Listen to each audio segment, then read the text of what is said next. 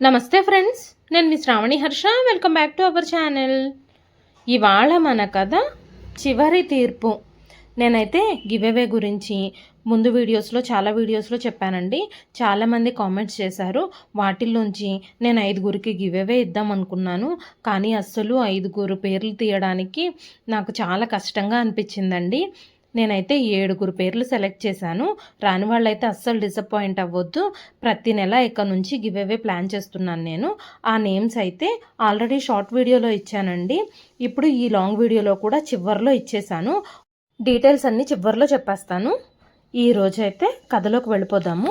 ఉదయం వెలుతురు కాస్తగా ఇంటి కిటికీల గుండా లోపలికి జారుకుంటోంది. కానీ ఆ ఇంట్లో ఆ వెలుతురు ఒక ప్రశాంతతను తీసుకురావడం లేదు. కిచెన్లో పొయ్యి మంట వెలుగుతూనే ఉంది. దాని ముందు నిలబడి ఉన్నారు సుమిత్ర గారు. ఆమె చేతులు నెమ్మదిగా కదులుతున్నాయి. ఆవిడ ప్రతి కదలికలోనూ అలసటే ఉంది. గిన్నెలో నీళ్లు పోస్తూ ఉండగా ఆ నీళ్ల చల్లదనం ఆమె వణుకుతున్న వేళ్లను తాకింది. ఒక్క క్షణం ఆమె వేళ్ళు జివ్వుమన్నాయి. ఆవిడ కళ్ళు మూసుకుంది. ఇంకా ఎంతకాలం ఇలా అన్న ఒక ప్రశ్న మెదిలింది ఆవిడ మనసులో. వెంటనే ఆవిడ ఆ ప్రశ్నని తోసిపుచ్చింది. అంతలోనే గడియారం 6 కొట్టింది. అత్తయ్య గారు, కాఫీ రెడీ అయిందా అని హాల్లో నుంచి పెద్ద కోడలు గొంతు వినిపించింది. ఆ శబ్దం సుమిత్ర చెవుల్లోకి బలంగా తాకింది. అవుతోందమ్మా అని నెమ్మదిగా జవాబిచ్చింది ఆవిడ. ఆమె గొంతులో అలసట స్పష్టంగా ఉంది. కానీ ఆ అలసటని ఎవ్వరూ గమనించరు. గబగబా కాఫీ కప్పులు సిద్ధం చేసేసి ఆ కప్పులన్నీ ట్రేలో పెట్టేసింది. ఆ ట్రే బరువు ఆమె చేతులకు కాస్త ఎక్కువగానే అనిపిస్తుంది. అయినా సరే జాగ్రత్తగా పట్టుకొని ఆవిడ హాల్లోకి వచ్చింది. పెద్ద కొడుకు సోఫాలో కూర్చుని మొబైల్లో ఏదో స్క్రోల్ చేస్తూ ఉన్నాడు. కోడలేమో టీవీ చూస్తోంది. ఇదిగో కాఫీ తీసుకో బాబు అని ఆమె కప్పుని కొడుకు చేతికి అందించింది. అతను ఒక్కసారి కూడా ఆమె వైపైనా కనీసం తిరిగి చూడకుండా కప్పు తీసుకున్నాడు. ఒక్క సిప్ చేసి ముఖం చిట్లించాడు. షుగర్ ఎక్కువైంది అన్నాడు. ఆ ఒక్క మాట సుమిత్ర గారి గుండెల్లో చిన్న ముల్లులా గుచ్చుకుంది. క్షమించు బాబు, నేను ఇంకోటి చేసి తీసుకొస్తాను అంది వెంటనే. పర్లేదు, ఇదే తాగేస్తానులే, మళ్ళీ ఏం చేస్తావు అన్నాడు నిర్లక్ష్యంగా. ఆ మాటలో కృతజ్ఞత లేదు, ప్రేమ లేదు, కేవలం ఒక విసుగు మాత్రమే ఉంది. సుమిత్ర మళ్ళీ కిచెన్లోకి వెళ్ళింది. ఆమె చేతులు మళ్ళీ పనిలో పడ్డాయి. కానీ మనసు మాత్రం చాలా దూరం వెళ్ళిపోయింది. ఆమెకు గుర్తుకొచ్చింది, ఒకప్పుడు ఇదే కిచెన్లో చిన్నప్పుడు శ్రీకాంత్ ఆమె పక్కనే నిలబడి అమ్మా నాకు కాఫీ ఇవ్వు అని అడిగిన రోజు. అప్పుడు ఆమె నవ్వుతూ చెప్పింది, నీది ఇంకా చిన్న వయసే బాబు, పాలు తాగు అని. అతను మొహం చిట్లించుకొని నవ్వాడు. ఆ జ్ఞాపకం ఆమె పెదవులపై ఒక చిన్న చిరునవ్వును తీసుకొచ్చింది.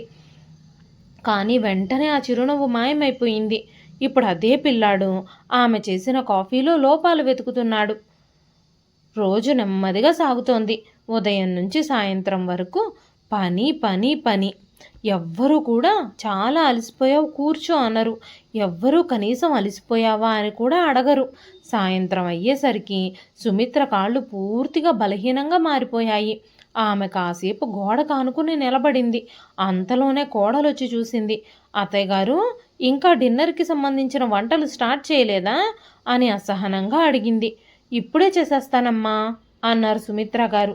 రోజు ఇలాగే చేస్తారు, అస్సలు మీరు టైం మేనేజ్ చేయడం లేదు అని కోడలు మళ్ళీ వెళ్ళిపోయింది. ఆ మాట విన్న తరువాత సుమిత్ర కాసేపు కళ్ళు మూసుకుంది. ఆమెకు ఒక్కసారిగా రాఘవయ్య గారు గుర్తుకొచ్చారు. సుమిత్ర, నువ్వు అలసిపోయావు, నేను బయట నుంచి ఏమైనా తీసుకురానా అంటూ ఎప్పుడైనా సుమిత్ర అలసిపోయినప్పుడు ఆయన చెప్పిన మాటలు, ఆయన స్వరం ఆమె చెవుల్లో మళ్ళీ వినిపించాయి. ఆమె కళ్ళు తడిశాయి. మీరుండుంటే అని ఆమె మెల్లగా అనుకుంది. కానీ ఆ వాక్యం పూర్తవ్వలేదు. ఆమె మళ్ళీ స్టవ్ దగ్గరికి వెళ్ళింది. మనసు ఎంత బాధపడుతున్నా జీవితం ఆగిపోదు కదా. చేయాల్సిన పనులు వాటంతటవే జరిగిపోవు. ఇక చాలు, ఎంత ఆలోచించినా ఎంత బాధపడినా ఎలాంటి ప్రయోజనమూ లేదు అని తనలో తానే చెప్పుకున్న ఆ ఉదయం బయట చూసేవారికి అది మళ్ళీ ఒక సాధారణ రోజే. కానీ ఆమె లోపల మాత్రం కొత్త శబ్దం మొదలైంది. నిశ్శబ్దం, గట్టిగా ఎవ్వరూ ఆపలేనట్టుగా శబ్దం చేస్తుంది. ఆమె మనసుల లోపల నుంచి చాలా శబ్దం చేస్తూనే ఉంది ఆ నిశ్శబ్దం. ఆమె ఎప్పట్లాగానే పనులు మొదలుపెట్టింది. బియ్యం కడిగింది, పాలు మరిగించింది, నేల తుడిచింది. కానీ ఈసారి ప్రతి పని చేస్తూ ఆమె తనని తాను గమనిస్తుంది. తన శ్వాస, తన చేతుల వణుకు, తన గుండె కొట్టుకునే రీతి. నేనిలా ఎందుకు బ్రతుకుతున్నాను అన్న ప్రశ్న మొదటిసారిగా ఆమెను సూటిగా తాకింది. భర్త చనిపోయిన దగ్గర నుంచి ఇప్పటి వరకు ఆమెకొక జవాబు ఉండేది, పిల్లల కోసం అని. ఇప్పుడు ఆ జవాబు ఖాళీగా అనిపించింది. మధ్యాహ్నం కోడలు ఫోన్లో నవ్వుతూ మాట్లాడుతోంది. అవును, మామూలే, మా అత్తగారు ఉన్నారుగా, నాకు పనేమీ లేదు అని చెబుతుంది. నేను ఈ ఇంటికి పని మనిషినా అని తనలో తానే ఆలోచిస్తూ ఉంది సుమిత్ర. అంతలోనే కోడలు తన స్నేహితురాలతో మాట్లాడుతుంది. ఆవిడ్ని స్వయంగా కొడుకులే ఆశ్రమానికి పంపించేయాలి అని ఆలోచించారు. కానీ ఫ్రీగా దొరికిన పని మనిషిని వదులుకోవడం నాకు, నా తోటి కోడలికి ఇష్టం లేక మా అత్తగారిని మాతో పాటే ఉంచుకుంటున్నాం. మేము ఆవిడకి ఫ్రీగా తిండి పెడుతున్నప్పుడు ఆవిడ ఇంట్లో పనులు కూడా చెయ్యరా ఏమిటి అంటూ కోడలు మాట్లాడుతూ ఉంది. ఆ మాట విన్న క్షణం సుమిత్ర చేతిలో ఉన్న గరిట జారి కింద పడిపోయింది. ఆమె వెనక్కి తిరిగి చూసింది. కోడలు నవ్వుతూ ఫోన్లో మాట్లాడుతూ ఉంది. తన గురించి మాట్లాడుతున్న మాటల్లో ఎలాంటి సంకోచమూ లేదు. అటు పక్క నుంచి తన స్నేహితురాలు నవ్వుతూ, ఏంటి, కన్న కొడుకులే ఆవిడని ఆశ్రమానికి పంపిద్దాం అనుకున్నారా? కానీ కోడళ్ళు మాత్రం ఇంట్లో ఉంచుకోవాలి అని బలవంతం చేశారా? మీ ఇంట్లో అంతా రివర్స్గా ఉందే. ఎక్కడైనా కోడళ్ళేమో అత్తగారిని ఆశ్రమానికి పంపించాలని పోరు పడతారు, కొడుకులు వద్దని బ్రతిమాలుతారు. కానీ నీ మాటల్లో మాత్రం నేనంతా రివర్స్గా వింటున్నాను అంటూ నవ్వుతుంది. అప్పుడు సుమిత్ర గారి కోడలు నవ్వుతూ, అత్తగారులని పని మనుషుల్లాగా వాడుకునే టెక్నిక్ తెలిస్తే ఏ కోడలు కూడా అత్తగారిని వృద్ధాశ్రమానికి పంపించాలి అన్న ఆలోచనే చెయ్యదు తెలుసా. వృద్ధ అత్తగారి కంటే నమ్మకంగా ఇంటికి కాపలా కాసే వ్యక్తి ఎక్కడ దొరుకుతారు? పిల్లల్ని అత్తగారి కంటే నమ్మకంగా కేర్ టేకర్లు చూసుకుంటారా ఏమిటి? పైగా అత్తగారులైతే ఫ్రీగా చూసుకుంటారు, కేర్ టేకర్కి అయితే డబ్బులు కూడా ఇవ్వాలి అని మాట్లాడుతూ ఉంది. ఆ మాట సుమిత్ర గారి గుండెల్లో ఎక్కడో లోతుగా తాకింది. ఆమెకు ఒక్కసారిగా రాఘవయ్య గారి మాటలు గుర్తుకొచ్చాయి. నీ పని ఇంటిని ఇల్లులా చేయడం సుమిత్ర, అదేమీ చిన్న పని కాదు. ఆ జ్ఞాపకం ఈ మాటలతో ఢీకొని ఒక నిర్ణయంగా మారింది. ఆ సాయంత్రం అందరూ బయటకు వెళ్ళిన తర్వాత సుమిత్ర మళ్ళీ తన గదిలోకి వెళ్ళిపోయింది. తలుపు మెల్లగా మూసుకుంది. ఆవిడ అల్మారాని ఓపెన్ చేసింది. లోపలున్న పాత ఫైల్ తీసింది. ఆమె చేతులు ఈసారి అస్సలు వనకలేదు. ఆమె కుర్చీలో కూర్చుని ఒక్కో పేపర్ని తీసి చదవడం మొదలుపెట్టింది. ఆమె చదువుతూ ఉంది, కానీ వాస్తవానికి ఆమె తన గతాన్ని తిరిగి చదువుతుంది. అవి ఆ ఇంటి రిజిస్ట్రేషన్ పేపర్లు, బ్యాంకు పాస్బుక్ కాపీలును. వాటి మీద రాఘవయ్య గారి సంతకం. ఆమె తన వేళ్లతో ఆ సంతకాన్ని మెల్లగా తాకింది. వెంటనే ఆవిడ కళ్ళల్లోంచి కన్నీళ్లు జారిపడ్డాయి. మీరు నాపై నమ్మకం పెట్టుకున్నారు, ఈ పరిస్థితులని మీరు ముందే ఊహించారు అని మెల్లగా అంది. ఆమె కళ్ళల్లో ఈసారి కన్నీళ్లు రాలేదు, కేవలం ఒక ఆలోచన. తన భర్త మీద అపారమైన గౌరవం కలిగింది తనకి. ఆ రాత్రి ఆమె ఒక నిర్ణయం తీసుకుంది. మరుసటి రోజు సుమిత్ర గారు ఇంటి పనంతా అయిపోయాక బయటకు వెళ్లారు. ఎవ్వరూ ఎక్కువగా ఏమీ పట్టించుకోలేదు. బజారుకు వెళుతున్నారేమో అనుకున్నారు. కానీ ఆమె నేరుగా ఒక చిన్న ఆఫీస్కి వెళ్ళింది. లాయర్ గారు ఉన్నారా అంటూ అక్కడున్న వ్యక్తిని అడిగింది. లోపల కూర్చున్న వ్యక్తి తలెత్తి చూశాడు. వెళ్ళండి, లోపలున్నారు అన్నాడు. సుమిత్ర లోపలికి వెళ్ళింది. లాయర్ ఆమెను కూర్చోమన్నాడు. చెప్పండమ్మా అన్నాడు ఆయన గౌరవంగా. ఆ ఒక్క అమ్మ అనే మాట చాలా రోజుల తరువాత ఆమెకి తన గౌరవాన్ని గుర్తు చేసింది. ఆమె మెల్లగా అంది, నేను నా ఆస్తి గురించి తెలుసుకోవాలి అని అనుకుంటున్నాను. ఈ పేపర్లలో ఏముందో చదివి సరిగ్గా నాకు చెప్పగలరా అంది. లాయర్ జాగ్రత్తగా ఆ మాటలు విన్నాడు, పేపర్లు చూశాడు. కొన్ని నిమిషాల తర్వాత అతను తలెత్తి అన్నాడు, ఈ ఇల్లు పూర్తిగా మీ పేరు మీదే ఉంది, మీకు ఈ ఇంటి మీద పూర్తి హక్కు ఉంది. ఆ మాట విన్న క్షణం సుమిత్ర గుండెల్లో ఏదో తెరుచుకున్నట్టుగా అనిపించింది. నేనేం చేయాలనుకుంటే అది చెయ్యొచ్చా అంటూ అడిగింది. అవును, మీరేం చేయాలనుకుంటే అది చెయ్యొచ్చు, ఎవ్వరూ అడ్డుకోలేరు అన్నాడు. ఆ మాట ఆమె నిర్ణయాన్ని పూర్తిగా స్థిరపరిచింది. ఆమె మెల్లగా లేచి నిలబడి, అయితే నాకొక పని చేయాలి మీరు అంది. కొన్ని రోజులు గడిచాయి. ఇంట్లో మామూలుగానే గొడవలు, మాటలు, అవమానాలు కొనసాగుతూనే ఉన్నాయి. కానీ సుమిత్ర మాత్రం నిశ్శబ్దంగానే ఉంది. ఒకరోజు అందరూ హాల్లో కూర్చునున్నారు. సుమిత్ర లోపలికొచ్చింది. నేను మీ అందరితో ఒక విషయం మాట్లాడాలి అని అనుకుంటున్నాను అంది. ఆమె స్వరం మొదటిసారిగా ఆ ఇంట్లో గట్టిగా వినిపించింది. కొడుకులు ఒకళ్ళ ముఖాలొకళ్ళు చూసుకున్నారు. ఏమిటమ్మా అని పెద్ద కొడుకు అడిగాడు. సుమిత్ర కాసేపు వాళ్లనే తదేకంగా చూసింది. నేనొక నిర్ణయం తీసుకున్నాను బాబు అంది. ఏమిటది అని చిన్న కొడుకు అడిగాడు. నాకు ఈ ఇల్లు కావాలి. మీతో నేను ఈ ఇల్లును ఖాళీ చేయించాలి అనుకుంటున్నాను. ఈ ఇల్లు నాకు పూర్తిగా కావాలి అందావిడ ప్రశాంతంగా. ఆ మాట విన్న క్షణం అందరూ షాక్ అయ్యారు. అమ్మా ఏమంటున్నావు నువ్వు అని పెద్ద కొడుకు లేచిపోయాడు. సుమిత్ర నెమ్మదిగా ముందుకొచ్చింది. ఈ ఇల్లు ఇక మీదట ఒక అనాథాశ్రమం అవుతుంది అంది. ఆ మాట గట్టిగా గాలిలో నిలిచిపోయింది. వెంటనే కొడుకులు మాట్లాడుతూ, ఇది మా ఇల్లు, దీన్ని ఆశ్రమంగా మార్చడానికి నీకెవరిచ్చారు అధికారం అని చిన్న కొడుకు గట్టిగా అన్నాడు. సుమిత్ర ఒక్కసారిగా అతని వైపు చూసింది. మీరెప్పటి నుంచి ఈ ఇంటిని మీదిగా భావించడం మొదలుపెట్టారు అంటూ కొడుకుల్ని ప్రశ్నించింది. ఆ ప్రశ్నకి వాళ్ళిద్దరి దగ్గర నుంచి జవాబులు రాలేదు. అంతలోనే లాయర్ లోపలికొచ్చాడు. అతను పేపర్స్ చూపించి అన్నాడు, లీగల్గా కూడా ఈ ఇల్లు పూర్తిగా సుమిత్ర గారిదే. ఆవిడకి మాత్రమే ఈ ఇంటి మీద పూర్తి హక్కులు ఉన్నాయి అన్నాడు. అందరూ నిశ్శబ్దంగా నిలబడ్డారు. కొడుకుల కళ్ళల్లో భయం, కంగారు కనిపించింది. అమ్మా ప్లీజ్ అమ్మా ఇలా చెయ్యొద్దు. కన్న కొడుకులని ఏ తల్లైనా సరే ఇంటి నుంచి పంపించేయగలదా? నువ్వెందుకు ఇలా ఆలోచిస్తున్నావమ్మా? నీకు మేం తప్ప ఎవరున్నారు అని పెద్ద కొడుకు దగ్గరకొచ్చాడు. సుమిత్ర వెనక్కి ఒక్కడుగు వేసింది. మీరు నన్ను ఓల్డేజ్ హోమ్కి పంపించాలి అని అనుకున్నప్పుడు, ఆ విషయం నాకు తెలిసినప్పుడు నేనేం ఫీల్ అయ్యానో తెలుసా అంది. ఆమె గొంతు కొంచెం కంపించింది. నేను బ్రతికే ఉన్నాను, ఈ ఇంట్లో తిరుగుతూనే ఉన్నాను, కానీ మీకు అవసరం, నేను ఒక మనిషినయ్యాను. ఆ మాటలు హాల్లో గట్టిగా ప్రతిధ్వనించాయి. కొడుకులు తల వంచుకున్నారు. వెంటనే ఇద్దరూ ఆమె కాళ్ళ మీద పడ్డారు. అమ్మా మమ్మల్ని క్షమించు, మాకు నీ విలువ అర్థం కాలేదు అంటూ ఏడ్చారు. ఆ దృశ్యం చాలా బలంగా ఉంది.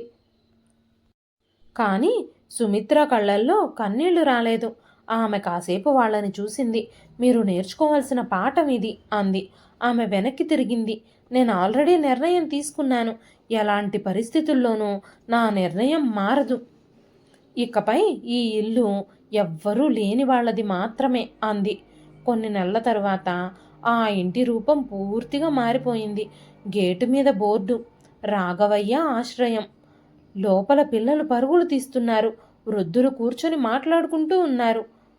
నవ్వులు, శబ్దాలు, కేరింతలు, వీటన్నింటి మధ్యలో సుమిత్ర కూర్చునుంది. ఓ చిన్న పాపొచ్చి ఆమె ఒడిలో కూర్చుంది. అమ్మమ్మ అంటూ ప్రేమగా పిలిచింది. ఆ ఒక్క మాట ఆమె జీవితాన్ని పూర్తిగా మార్చేసింది. ఆమె కళ్ళల్లో ఈసారి కన్నీళ్ళొచ్చాయి. కానీ అవి బాధ వల్ల వచ్చిన కన్నీళ్లు కాదు, ఆనందంతో వచ్చిన కన్నీళ్లు. దూరంగా గేటు బయట ఇద్దరు మనుషులు నిలబడి చూస్తూ ఉన్నారు. శ్రీకాంత్ ఇంకా వినయ్. వాళ్ళ కళ్ళల్లో పశ్చాత్తాపం ఉంది. కానీ సుమిత్ర మాత్రం వాళ్ళ వైపుకు చూడలేదు. ఆమె ఇప్పుడు ఒంటరిగా లేదు. ఆమె ఇప్పుడు ఎందరికో అవసరం. ఆమె మెల్లగా ఆకాశం వైపు చూసింది. ఇది మీకోసం కూడా రాఘవయ్య గారు, పూర్తిగా ఇది మన కోసం అంది. గాలి మెల్లగా వీచింది. సుమిత్ర వాళ్ళ ఆశ్రయం ప్రారంభమై కొన్ని వారాలు గడిచాయి. ఆ ఇంటి గోడల్లో ఒకప్పుడు వినిపించిన కఠినమైన మాటలకి బదులు ఇప్పుడు పిల్లల నవ్వులు మారుమ్రోగుతున్నాయి. కానీ ప్రతి రాత్రి అందరూ నిద్రపోయాక ఆ పెద్ద హాల్ మధ్యలో కూర్చునుండే ఒక్క నిశ్శబ్దం మాత్రం అలాగే ఉంటుంది. ఆ నిశ్శబ్దం మధ్యలో సుమిత్ర ఒంటరిగా కూర్చుంటుంది. ఆమె చుట్టూ ఇప్పుడు చాలామంది ఉన్నారు. కానీ మనసు మాత్రం ఇంకా ఇంకా కొంతకాలం క్రితం జరిగిన సంఘటనల దగ్గరే తిరుగుతోంది. ఒక చిన్న బాబొచ్చి ఆమె పక్కన కూర్చున్నాడు. అమ్మమ్మ నువ్వెందుకు ఒంటరిగా కూర్చున్నావు అంటూ అడిగాడు. సుమిత్ర కాసేపే అతని వైపు చూసింది. ఆ ప్రశ్న అమాయకంగా ఉంది, కానీ లోపల తన గుండెని గాఢంగా తాకింది. ఒంటరిగా కూర్చోవడం కూడా కొన్నిసార్లు అవసరం బాబు అంది మెల్లగా. ఎందుకు అని మళ్ళీ అడిగాడు. ఆమె చిరునవ్వు నవ్వింది. మన హృదయం చెప్పే మాటలు వినడానికి అంది. బాబు అర్థం కాకపోయినా తల ఊపి ఆడుకోవడానికి వెళ్ళిపోయాడు. ఆమె కళ్ళు మళ్ళీ దూరంగా చూశాయి. అదే సమయంలో నగరంలో మరొక చోట శ్రీకాంత్ ఇంట్లో నిశ్శబ్దం. టీవీ ఆన్లో ఉంది, కానీ ఎవ్వరూ చూడడం లేదు. అతను సోఫాలో కూర్చునున్నాడు. చేతిలో ఫోన్ ఉంది, కానీ స్క్రీన్ ఆఫ్ అయిపోయింది. ఇలా ఎందుకు జరిగిందో అని తనలో తానే అనుకుంటున్నాడు. అతని కళ్ళ ముందు ఒక జ్ఞాపకం తిరిగింది. చిన్నప్పుడు జ్వరంతో వణికినప్పుడు సుమిత్ర రాత్రంతా నిద్రపోకుండా తన పక్కనే కూర్చుని తనకి సేవలు చేస్తూ ఉన్న రోజు తనకు గుర్తొచ్చింది. అమ్మా, నీకు నిద్ర రావడం లేదా అంటూ అతను అడిగాడు. నువ్వు బాగుపడే వరకు నాకు నిద్రే ఉండదు బాబు అని ఆమె చెప్పింది. ఆ మాట ఇప్పుడు అతని గుండెల్లో బరువుగా పడింది. అలాంటి అమ్మని నేను అనుకుంటూ అతను తల పట్టుకున్నాడు. అంతలో అతని భార్య వచ్చింది. ఇంకా అదే విషయం గురించి ఆలోచిస్తున్నారా మీరు అని కొంచెం అసహనంగా కోపంగా అడిగింది. నువ్వు అర్థం చేసుకోవడం లేదు. మనం చాలా పెద్ద తప్పు చేశాము అన్నాడు అతడు. సరే, తప్పు చేశాము, కానీ ఆ తప్పుకి ఇంత పెద్ద రియాక్షన్ అవసరమా? ఇల్లు మొత్తం వదిలేయడమా? మనల్ని ఇంట్లోంచి బయటకు పంపించేయడం అవసరమా? ఆ మాట అతన్ని కాస్త కోపంగా చేసింది. అది ఇల్లు కాదు, ఆమె జీవితం అన్నాడు గట్టిగా. తన భార్య మౌనంగా వెళ్ళిపోయింది. ఇక వినయ్ ఇంట్లో అతను కూడా అలాగే నిశ్శబ్దంగా కూర్చున్నాడు. అతని మనసులో ఒకే ఒక సన్నివేశం తిరుగుతుంది. ఆ రోజు అతను సుమిత్ర కాళ్ళ మీద పడి ఏడుస్తూ ఉన్నప్పుడు ఆమె తన కాళ్ళను వెనక్కి తీసేసుకున్న క్షణం. నేను మీతో ఉండడానికి కాదు, నా విలువ తెలుసుకోవడానికే ఇక మీద బ్రతుకుతాను. ఆ మాట అతన్ని లోపల నుంచే కుదిపేస్తుంది. మన అమ్మ ఇలా మాట్లాడే రోజులు వస్తాయని ఎప్పుడూ అనుకోలేదు అని అతను అనుకున్నాడు. ఇదిలా ఉండగా సుమిత్ర ఆశ్రయంలో జీవితం మెల్లగా స్థిరపడుతోంది చాలామందికి. ఒకరోజు ఒక వృద్ధుడు అక్కడికి వచ్చాడు. నాకెక్కడికి వెళ్ళడానికి చోట్లేదమ్మా అన్నాడు. సుమిత్ర అతన్ని చూసింది. ఆ మాట ఆమెకు తన గతాన్ని గుర్తు చేసింది. ఇక్కడ మీకు చోటుంది అంది. ఆ వృద్ధుడి కళ్ళల్లో కన్నీళ్ళొచ్చాయి. నాతో ఇంత గౌరవంగా ఎవ్వరూ మాట్లాడలేదు. చాలా కాలం తర్వాత మీ నోటి నుంచి గౌరవపూర్వకమైన మాటలు వింటున్నాను అన్నాడు. ఆ మాట విన్న సుమిత్ర హృదయం మెల్లగా కదిలింది. ఆమెకు అర్థమైంది తను అనుభవించిన బాధ ఇప్పుడు చాలామంది జీవితాల్ని మార్చగలదు అని. రోజులు గడుస్తున్నాయి. ఆ ఆశ్రమం పేరు చుట్టుపక్కల ప్రాంతాల్లో ప్రసిద్ధి చెందింది. సుమిత్ర ఆశ్రయం అంటే అక్కడ గౌరవం ఉంటుంది, అక్కడ ప్రేమ ఉంటుంది, అక్కడ ఎవరూ ఒంటరిగా ఉండరు. ఈ విషయాలన్నీ చుట్టుపక్కలంతా వ్యాపించాయి. ఒకరోజు ఒక స్కూల్ టీచరు పిల్లల్ని తీసుకొచ్చింది. పిల్లలు, ఇది ఒక ప్రత్యేకమైన స్థలం. ఇక్కడ మనం చాలామంది పేదవాళ్ళకి పెద్దవాళ్ళకి సేవ చేయాలి అంది. ఆ పిల్లలు లోపలికొచ్చి వృద్ధులతో మాట్లాడారు, వాళ్లతో ఆడారు. సుమిత్ర ఆ దృశ్యం చూస్తూ నిలబడుంది. ఆమె కళ్ళల్లో ఆనందం మెరిసింది. నా ఇంటి గోడలు ఇంత జీవంతో నిండిపోతాయి అని నేనెప్పుడూ అనుకోలేదు అని తనలో తానే అనుకుంది. కానీ కథ ఇక్కడితో పూర్తి కాలేదు. ఒకరోజు ఆశ్రమం గేటు దగ్గర ఒక కారు ఆగింది. అందులోంచి 2 వ్యక్తులు దిగారు. శ్రీకాంత్ ఇంకా వినయ్. వాళ్ళు కొద్దిసేపు గేటు దగ్గరే నిలబడ్డారు. లోపల నుంచి వినిపిస్తున్న నవ్వులు, పిల్లల పరుగులు, వృద్ధుల మాటలు వాళ్ళకది కొత్తగా అనిపించింది. ఇదే మన ఇల్లు అని వినయ్ మెల్లగా అన్నాడు. ఇప్పుడు మనది కాదు కదా అన్నాడు శ్రీకాంత్. వాళ్ళు మెల్లగా లోపలికి నడిచారు. సుమిత్ర దూరంగా నిలబడి వాళ్ళని చూసింది. ఆ క్షణం కాలం ఒక్కసారిగా ఆగిపోయినట్టుగా అనిపించింది. కొడుకులు తల్లి మధ్యలో ఎన్నో జ్ఞాపకాలు, ఎన్నో బాధలు, కొన్ని మాటలు. ఇవన్నీ ఆలోచించుకుంటూ వాళ్ళ దగ్గరకు వచ్చారు. అమ్మా అని ఇద్దరూ ఒకేసారి పిలిచారు. ఆ ఒక్క మాట సుమిత్ర గారి గుండెని బలంగా తాకింది. ఆమె కళ్ళల్లో నీళ్లు మెరుస్తున్నాయి. కానీ ఆమె నిలబడే ఉంది. ఎందుకొచ్చారు అని ప్రశాంతంగా అడిగింది. వాళ్ళు ఒకరినొకరు చూసుకున్నారు. మాకు మిమ్మల్ని చూడాలనిపించిందమ్మా అన్నాడు శ్రీకాంత్. నన్ను చూడ్డానికా అంది సుమిత్ర. ఆ ప్రశ్నలో చిన్న గాయం తాలూకు బాధుంది. వినయ్ ముందుకొచ్చి అన్నాడు, అమ్మా మేము తప్పు చేశాము, కానీ మాకు ఇంకొక అవకాశం ఇవ్వమ్మా. ఆ మాట గాల్లో వేలాడుతూనే ఉంది. సుమిత్ర గారు కాసేపు మౌనంగా ఉన్నారు. ఆమె మనసులో రెండు వైపులా లాగుతున్న భావాలున్నాయి. ఒకవైపు తల్లి ప్రేమ, మరోవైపు గౌరవం. ఆమె నెమ్మదిగా ఊపిరి తీసుకుంది. సుమిత్ర నిశ్శబ్దంగా నిలబడుంది. ఆమె ముందున్న ఇద్దరు కొడుకులు శ్రీకాంత్, వినయ్ తలలు వంచుకొని నిలబడున్నారు. ఆ క్షణం మాటలు అవసరం లేని క్షణం. గతం, వర్తమానం మధ్యలో నిలిచిపోయిన బంధం. ఆమె కళ్ళల్లోకి వాళ్ళు చూడలేకపోతున్నారు. అమ్మా మేం తప్పు చేశాము అని శ్రీకాంత్ మళ్ళీ అన్నాడు. ఆ స్వరం ఈసారి గట్టిగా లేదు, బలహీనంగా ఉంది. వినయ్ కూడా ముందుకొచ్చాడు. మేం నిజంగా అర్థం చేసుకున్నామమ్మా, మిమ్మల్ని ఎంత బాధ పెట్టామో అన్నాడు. సుమిత్ర ఒక్కసారిగా నవ్వింది. ఆ నవ్వులో ఆనందం లేదు, బాధ కూడా లేదు, ఒక విచిత్రమైన ప్రశాంతతే ఉంది. ఇప్పుడే అర్థమైందా మీరు నన్ను బాధ పెట్టారని అని మెల్లగా అడిగింది. ఆ ప్రశ్నకి వాళ్ళు జవాబు చెప్పలేకపోయారు. ఆమె మెల్లగా కూర్చుంది. పక్కనే ఉన్న బెంచ్ మీద చేతులుంచి దూరంగా ఆడుకుంటున్న పిల్లల్ని చూస్తోంది. ఇక్కడున్న వాళ్ళందరికీ కూడా ఒక కథ ఉంది అంది. వాళ్ళు మౌనంగా వింటున్నారు. ఎవరో వదిలేశారు, ఎవరో మర్చిపోయారు, ఎవరో వీళ్ళని అవసరం లేని వాళ్ళుగా భావించారు అని చెబుతూ ఆమె ఒక్కసారిగా వాళ్ళ వైపు చూసింది. నన్ను కూడా మీరు అలాగే భావించారు కదా. ఆ మాట వాళ్ళ గుండెల్ని బలంగా తాకింది. వినయ్ కళ్ళల్లో కన్నీళ్లు నిండిపోయాయి. అమ్మా దయచేసి మమ్మల్ని అలా అనుకోకు అన్నాడు వినయ్. అయితే ఎలా అనుకోవాలి అని ఆమె ప్రశాంతంగా అడిగింది. ఆ ప్రశ్నకి జవాబు లేదు. కొన్ని క్షణాలు నిశ్శబ్దం మాత్రమే ఉంది. ఆ తరువాత సుమిత్ర మెల్లగా మాట్లాడడం ప్రారంభించింది. మీరు చిన్నప్పుడు మీరు పరిగెత్తుతూ పడిపోతే నేనే ముందుగా పరిగెత్తుకొచ్చేదాన్ని. మీకు నొప్పి అయితే నాకు ఇంకా ఎక్కువగా నొప్పిగా అనిపించేది. ఆమె గొంతు ఆ మాటలు చెబుతున్నప్పుడు కొంచెం కంపించింది. మీరు నవ్వితే నా ప్రపంచం ఆనందంగా ఉండేది. మీరు ఏడుస్తుంటే నాకు దుఃఖం ముంచుకొచ్చేది. వాళ్ళిద్దరూ తలలు వంచుకున్నారు ఆ మాటలు విని. కానీ ఈరోజు నేను పడిపోయినప్పుడు మీరెవ్వరూ రాలేదు. ఆ మాట గాలిలో గట్టిగా నిలిచిపోయింది. నేను జ్వరంతో వణికినప్పుడు మీరు ఇంట్లో పనేది ఆగకూడదు అన్నారు. నేను అలసిపోయినప్పుడు అడ్జస్ట్ అవ్వాలి, టైం మేనేజ్ చేసుకోవాలి అన్నారు. చివరికి నన్ను ఓల్డేజ్ హోమ్కి కూడా పంపించేయాలి అని అనుకున్నారు. ఆమె మాటలు ఒక్కొక్కటి కొడుకుల గుండెల్లో గుచ్చుకుంటున్నాయి. వాళ్ళు కన్నీళ్ళు ఆపుకోలేకపోయారు. శ్రీకాంత్ ఒక్కసారిగా ఆమె కాళ్ళ దగ్గర కూర్చున్నాడు. అమ్మా మేం చేసింది పాపమే, కానీ మాకొక్క ఛాన్స్ ఇవ్వమ్మా.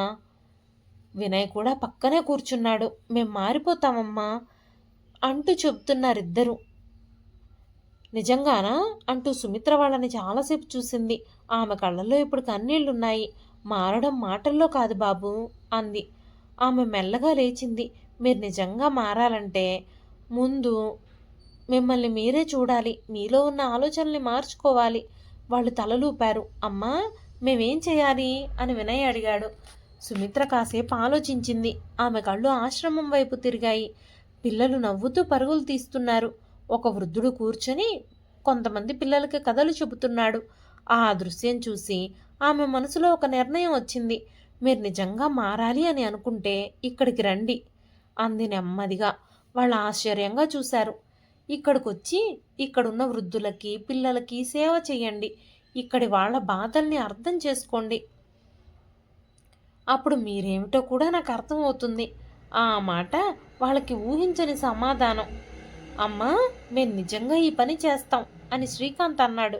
వెంటనే ఏమైనా చేస్తాం, ఎంత కష్టమైనా చేస్తాం అన్నాడు వినయ్. సుమిత్ర తలూపింది. సరే అయితే రండి, రేపటి నుంచి ఇక్కడున్న వాళ్ళకు వచ్చి సేవ చేయడానికి అంది. మరుసటి రోజు ఆశ్రమంలో కొత్త దృశ్యం. శ్రీకాంత్, వినయ్ ఇద్దరూ సాధారణ బట్టల్లో వచ్చారు. మొదట కొంచెం సంకోచంగా నిలబడ్డారు. సుమిత్ర దూరంగా నిలబడి వాళ్ళని గమనిస్తోంది. వెళ్ళి సహాయం చేయండి అంది. వాళ్ళు మెల్లగా ముందుకు వెళ్ళారు. ఒక వృద్ధుడు నీళ్లు తీసుకోవడానికి ప్రయత్నిస్తూ ఉన్నాడు. శ్రీకాంత్ వెళ్ళి సహాయం చేశాడు. ఆ వృద్ధుడు నవ్వుతూ అన్నాడు, ధన్యవాదాలు బాబు, నువ్వు చల్లగా ఉండాలి అని. ఆ ఒక్క మాట అతని గుండెల్లో ఏదో కదిలించింది. వినయ్ పిల్లలతో ఆడడం మొదలుపెట్టాడు. వాళ్ళు నవ్వుతూ అతన్ని చుట్టుముట్టారు.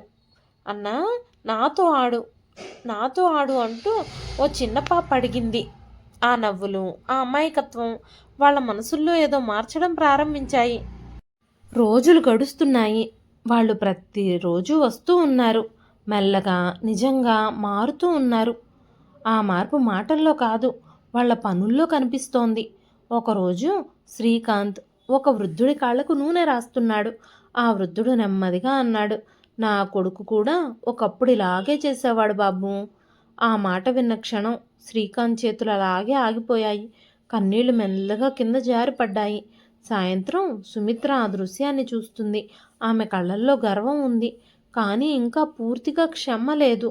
వాళ్ళు మారుతున్నారు, కానీ ఆమె గుండెల్లో గాయాలు ఇంకా పూర్తిగా మానలేదు. ఒకరోజు వాళ్ళిద్దరూ ఆమె దగ్గరకు వచ్చారు. అమ్మా అంటూ పిలిచారు. ఆమె తిరిగి చూసింది. మేమిక్కడే ఉండి ఇక్కడ వృద్ధులకి సేవ చేయాలి అని అనుకుంటున్నాము అన్నాడు వినయ్. ఇది మా ఇల్లు కాకపోయినా నీ ఇల్లే కదా, అందుకే నీ బాధ్యతను మేము తీసుకోవాలి అని అనుకుంటున్నాము అన్నాడు శ్రీకాంత్. సుమిత్ర వాళ్ళని చూసింది. ఈసారి ఆమె కళ్ళల్లో ఒక చిన్న మార్పు కనిపించింది. ఆమె మెల్లగా అడిగింది, ఇది మీ ఇల్లు కాదు, కానీ ఇది మీ మనసు అవుతుందా? వాళ్ళు ఒకేసారి తల ఊపారు. అవుతుందమ్మా.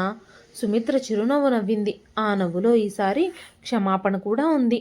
ఆమె మెల్లగా ముందుకొచ్చి వాళ్ళ తలలపై చెయ్యి పెట్టింది. అయితే ఇక మీదట మీరు కూడా ఈ కుటుంబంలో ఒక భాగమే అంది. వాళ్ళ కళ్ళల్లో ఆనందంతో కన్నీళ్ళొచ్చాయి. సాయంత్రం సూర్యాస్తమయం. ఆశ్రమం ఆవరణలో అందరూ కూర్చున్నారు. పిల్లలు, వృద్ధులు, సుమిత్ర గారు, ఆమె కొడుకులు. ఆ గాలి లోపల ఒక ప్రశాంతత ఉంది. సుమిత్ర ఆకాశం వైపు చూస్తుంది. ఇప్పుడు నేను ఒంటరిగా లేను రాఘవయ్య గారు అందావిడ గర్వంగా. ఆమె జీవితం బాధతో మొదలై గౌరవంతో ముగిసింది. ఆ సాయంత్రం సూర్యాస్తమయం.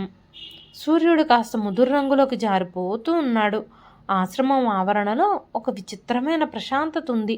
బయటకి చూసేవారికి అన్నీ సవ్యంగానే ఉన్నట్టే కనిపిస్తున్నాయి. పిల్లల నవ్వులు, వృద్ధుల మాటలు. మధ్యలో సుమిత్ర నిలబడి అందరినీ గమనిస్తూ ఉంది. కానీ ఆ ప్రశాంతత వెనుక ఏదో కనిపించని అలజడి మొదలయ్యింది. శ్రీకాంత్, వినయ్ ఇద్దరూ ఇప్పుడు ప్రతిరోజు ఆశ్రమానికి వస్తూ ఉన్నారు. అక్కడే ఆశ్రమంలోనే ఉంటూ ఉన్నారు. మొదట్లో వాళ్ళ ప్రవర్తనలో కనిపించిన ఆ పశ్చాత్తాపం ఇప్పుడు కొంచెం పర్ఫెక్ట్గా ఎక్కువగా అనిపించడం మొదలైంది. సుమిత్ర దూరంగా నిలబడి గమనిస్తోంది. ఒకరోజు వినయ్ ఒక వృద్ధుడికి మందులిస్తూ చాలా మృదువుగా మాట్లాడుతున్నారు. మీరు టెన్షన్ పడకండి తాతయ్య గారు, నేను ఉన్నాను కదా అన్నాడు. ఆ వృద్ధుడు కృతజ్ఞతలతో అతని చేతిని పట్టుకున్నాడు. ఆ దృశ్యం చూస్తే ఎవ్వరికైనా హృదయం కరిగిపోతుంది. కానీ సుమిత్ర కళ్ళల్లో ఒక చిన్న సందేహం వేసింది. ఇది నిజంగానే మార్పా, లేదంటే వీళ్ళు నా దగ్గర నటిస్తున్న నటనా అని తనలో తానే అనుకుంది. ఆ అనుమానం ఆమెను అస్సలు వదల్లేదు. కొన్ని రోజుల తర్వాత ఒకరోజు రాత్రి ఆశ్రమంలో అందరూ నిద్రపోయిన తర్వాత ఆశ్రమం అంతా నిశ్శబ్దంగా ఉంది. సుమిత్ర నీళ్లు తాగడానికి బయటకు వచ్చింది. అప్పుడు గేటు దగ్గర కొద్దిగా వెలుతురు కనిపించింది. ఆమె జాగ్రత్తగా అక్కడికి నడిచింది. గేటు బయట శ్రీకాంత్ ఇంకా వినయ్ ఇద్దరూ నిలబడి మాట్లాడుతున్నారు. వాళ్ళు ఆమెను గమనించలేదు. ఇంకా కొంచెం టైం పడుతుంది అన్నాడు శ్రీకాంత్. అమ్మ పూర్తిగా నమ్మాలి, అప్పుడే మనం లీగల్గా ఏదైనా చెయ్యొచ్చు అన్నాడు వినయ్ మెల్లగా. సుమిత్ర అడుగులు ఒక్కసారిగా అక్కడే అతుక్కుపోయినట్టుగా ఆగిపోయాయి. ఆ మాటలు ఒక్కొక్కటి ఆమె గుండెల్లో బలంగా పడుతున్నాయి. ఆశ్రమం పేరుతో ఉన్న ఆస్తి కూడా చివరికి మనకే వస్తుంది. కాస్త ఓపిక పట్టు, ఎంతోమంది ఈ ఆశ్రమానికి ఫండ్లు ఇస్తున్నారు, అదంతా మనకే దక్కుతుంది అన్నాడు శ్రీకాంత్. వినయ్ తల ఊపాడు. ఈసారి ఏ తప్పు చేయకూడదు, ముందులా కాకూడదు, ప్లాన్ ప్రకారమే వెడదాం అన్నాడు. ఆ క్షణం సుమిత్రలో లోపల ఏదో పూర్తిగా విరిగిపోయింది. ఆమె ఊహించిన చివరి ఆశ కూడా కూలిపోయింది. ఇంతకీ ఇదంతా నటనా అని ఆమె మనసులో మాట. కన్నీళ్లు మాత్రం బయటకు రాలేదు. ఈసారి కోపం కూడా రాలేదు. కేవలం ఒక చల్లని నిర్ణయం మాత్రమే మిగిలింది. మరుసటి రోజు సుమిత్ర ఏమీ తెలియనట్టుగానే ప్రవర్తించింది. వాళ్ళిద్దరూ కూడా అలాగే నటించారు. అమ్మా, నీకు టీ చేస్తాను అని వినయ్ అన్నాడు. ఆమె నవ్వింది. అవసరం లేదు బాబు అంది. ఆ నవ్వును చూసి వాళ్ళు సంతోషించారు. వాళ్ళకి తెలియదు ఆ నవ్వు వెనక ఎంత గట్టిపడ్డ మనసుందో. కొన్ని రోజులు గడిచాయి. ఒకరోజు సుమిత్ర లాయర్ని మళ్ళీ కలిసింది. నాకు ఒక సహాయం చెయ్యాలి అంది. ఆమె స్వరం ఈసారి చాలా గట్టిగా ఉంది. లాయర్ ఆమె మాటల్ని శ్రద్ధగా విన్నాడు. మీరు చెప్పినట్టే చేస్తాము అన్నాడు. కొన్ని రోజుల తర్వాత ఆశ్రమంలో ఒక చిన్న కార్యక్రమం ఏర్పాటు చేశారు. పక్క ప్రాంతాల వాళ్ళు, దాతలు, కొందరు అధికారులు కూడా వచ్చారు. శ్రీకాంత్, వినయ్ ఇద్దరూ చాలా యాక్టివ్గా తిరుగుతూ ఉన్నారు. వాళ్ళ ముఖాల్లో గర్వం. ఇది మా తల్లి ఆశ్రమం అనే భావం. సుమిత్ర మధ్యలో నిలబడుంది. కార్యక్రమం చివరిలో ఆమె మైక్ తీసుకుంది. ఈ ఆశ్రమం నా జీవితం అంటూ ఆవిడ మొదలుపెట్టింది. అందరూ శ్రద్ధగా వింటున్నారు. ఇది బాధ్యతతో పుట్టింది, కానీ ప్రేమతో పెరిగింది అని తను మాట్లాడుతూ ఉండగా అందరూ చప్పట్లు కొట్టారు. ఆమె కాసేపు ఆగింది. ఆమె చూపు నేరుగా తన కొడుకుల మీద పడింది. కానీ ప్రేమను కూడా కొందరు ఉపయోగించుకోవడానికి ప్రయత్నిస్తారు. ఆ మాట విన్న వెంటనే శ్రీకాంత్, వినయ్ ఒక్కసారిగా ఒకరినొకరు చూసుకున్నారు. వాళ్ళ ముఖాల్లో టెన్షన్. సుమిత్ర కొనసాగించింది. నాకు కొద్ది రోజుల క్రితమే ఒక నిజం తెలిసింది అంటూ ఆమె తన చేతిని లాయర్ వైపుకు చూపించింది. లాయర్ ముందుకొచ్చాడు. మేడం ఇచ్చిన ఆడియో రికార్డ్ ఆధారంగా అని మొదలుపెట్టాడు. శ్రీకాంత్ గుండె బలంగా కొట్టుకుంది. వాళ్ళు ఆశ్రమ ఆస్తిని అక్రమంగా స్వాధీనం చేసుకోవాలని కుట్ర చేసినట్టుగా నిరూపితమైంది. అందరూ షాక్ అయ్యారు. వినయ్ వెంటనే అన్నాడు, అమ్మా, ఇది అబద్ధం అన్నాడు. అప్పటికే పోలీసులు లోపలికొచ్చారు.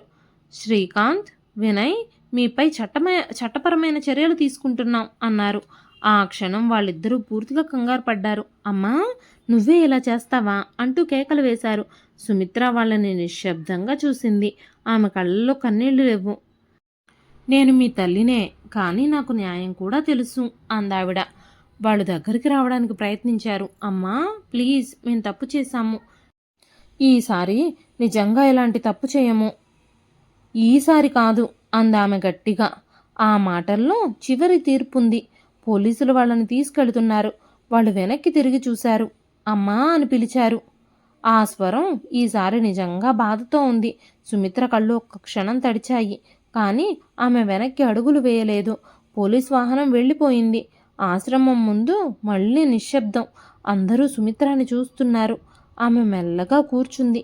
ఆమె చేతులు కొంచెం వణుకుతున్నాయి. ఆమె గుండెల్లో బాధ ఉంది. కానీ ఆ బాధ కన్నా గౌరవం ఎక్కువగా ఉంది. తల్లి అంటే కేవలం ప్రేమ కాదు అని మెల్లగా అంది. తల్లి అంటే సరైనప్పుడు కఠినంగా ఉండగలిగే ఒక శక్తి కూడా అంటూ ఆమె ఆకాశం వైపు చూసింది. నేను తప్పు చేయలేదు రాఘవయ్య గారు. ఈ నిర్ణయం మీకు సమ్మతమే కదా? నేను సరైన నిర్ణయమే తీసుకున్నాను కదా అంది. గాలి మెల్లగా వీచింది. ఆ గాలిలోంచి రాఘవయ్య గారు కూడా తన నిర్ణయాన్ని అభినందిస్తున్నట్టుగా ఆవిడ కనిపించింది. ఆ రోజు తర్వాత సుమిత్ర ఆశ్రయం మరింత బలంగా నిలిచింది. ఇదండి ఈరోజు కథ. కథ నచ్చితే ఒక లైక్ చేయండి. ఈ కథ పైన మీ విలువైన అభిప్రాయాలని కామెంట్ రూపంలో మాకు తెలియజేయండి. గివేవే కోసం నేను సెలెక్ట్ చేసిన 7 పేర్లు ఇక్కడైతే స్క్రీన్ మీద అయితే ఇచ్చేస్తున్నానండి. ఇంకా ఇన్స్టాగ్రామ్లో కాంటాక్ట్ అవ్వండి, లేదంటే అక్కడ మెసేజ్ చేయండి. ఇలా ఏమీ లేదండి, ఎందుకంటే చాలామంది ఇన్స్టాగ్రామ్ వాడరు. మళ్ళీ నా ఇన్స్టాగ్రామ్ పేజ్ కోసం మీరు వెతుక్కోవాలి. ఇదంతా కాకుండా నేను స్క్రీన్ మీదే ఒక నెంబర్ ఇస్తున్నానండి. ఆ నెంబర్కి వాట్సాప్ చేసి మీ అడ్రస్ని పిన్ కోడ్తో సహా నాకు కనుక ఇచ్చారు అంటే నేను గివేవేకి సంబంధించిన గిఫ్ట్స్ అయితే మీకు వరకు పంపిస్తానండి. ఒకసారి ఈ గివేవేకి నేను సెలెక్ట్ చేసిన నేమ్స్ మీరు చూసుకొని నాకు నేను స్క్రీన్ మీద ఇచ్చిన నెంబర్కి మీరైతే కన్సల్ట్ అవ్వండి. వాట్సాప్ చేయండి మీ అడ్రస్ని పిన్ కోడ్తో సహా. థ్యాంక్ యూ సో మచ్ అండి. చాలామంది కామెంట్ చేశారు. చాలామంది నన్ను ఎంతగానో ఎప్పటి నుంచో అభిమానిస్తున్నారు. మీరు ఈ గివ్ అవే విషయంలో కూడా నన్ను చాలా సపోర్ట్ చేశారు. థ్యాంక్ యూ సో మచ్ అండి. గివ్ అవేకి ఏమిస్తాను ఏంటి అనేది నేను నెక్స్ట్ షార్ట్ వీడియోలో చెప్తాను. షార్ట్ వీడియోలో అయితే ఫోన్ నెంబర్ అయితే ఉందండి. ఆ ఫోన్ నెంబర్ ఈ వీడియో చివరిలో కూడా ఇచ్చేస్తాను. WhatsApp number.